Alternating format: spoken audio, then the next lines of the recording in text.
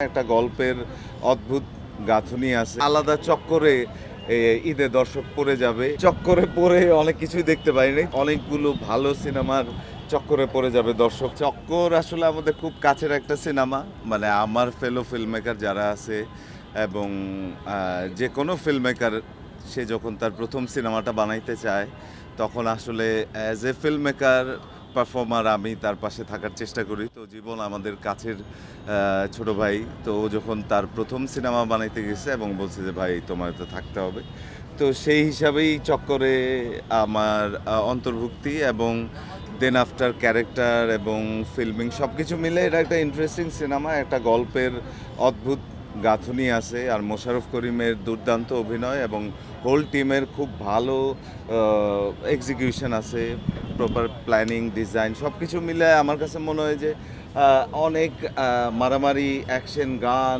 বিদেশের লোকেশনে ওই রকম সিনেমার বাইরে চক্করের একটা আলাদা চক্করে ঈদে দর্শক পড়ে যাবে, এটাই প্রত্যাশা করছি।